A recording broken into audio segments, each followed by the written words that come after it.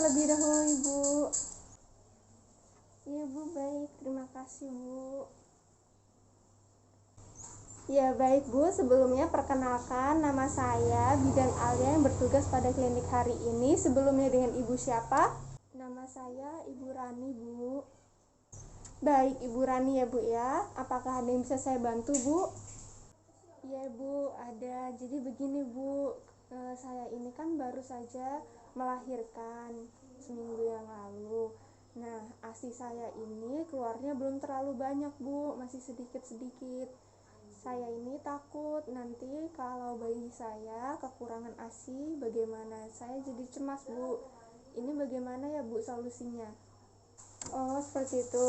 Sebelumnya saya mau bertanya, Bu, apakah Ibu sedang mengalami masalah atau ada sedikit stres hingga menghambat pengeluaran ASI Ibu? Kalau saya rasa mungkin saya ini terlalu kecapean, Bu, karena saya ini kan tinggal di rumah sendirian tanpa orang tua dan hanya dengan suami. Suami saya juga kebetulan sudah berangkat tugas kembali, Bu. Jadi semua pekerjaan rumah dan mengurus baby itu saya lakukan sendiri. Terlebih lagi anak saya ini dalam 1 minggu ini tuh tidurnya selalu begadang, Bu. Jadi saya selalu terjaga setiap malam. Itu yang membuat saya agak sedikit stres. Seperti itu ya, Bu ya. Jadi begini ya, Bu ya. Kelelahan akibat berbagai aktivitas sehari-hari yang dijalani itu dapat menghambat proses produksi ASI pada ibu.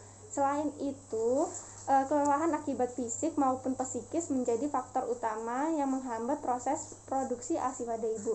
Maka dari itu disarankan ketika ibu menyusui bayi, ibu harus merasa rileks, nyaman, serta bahagia. Selain itu, kecukupan nutrisi yang dikonsumsi oleh ibu menyusui sendiri itu juga sangat penting untuk diperhatikan ya, Bu ya. Karena apabila nutrisi tidak tercukupi selama masa menyusui, maka proses produksi ASI dapat berkurang, Bu. Itu yang menyebabkan ASI ibu tidak lancar keluarnya, Bu. Untuk cara mengatasi permasalahan ini juga itu cukup terbilang simpel ya, Bu. Ibu hanya perlu sering-sering minum air putih agar tidak dehidrasi, serta istirahat yang cukup juga berpengaruh. Kemudian ibu juga bisa memompa payudara ibu agar mengeluarkan ASI yang lebih. Lalu ibu bisa memijat area payudara ibu agar menstimulus payudara memproduksi ASI yang lebih ya, Bu.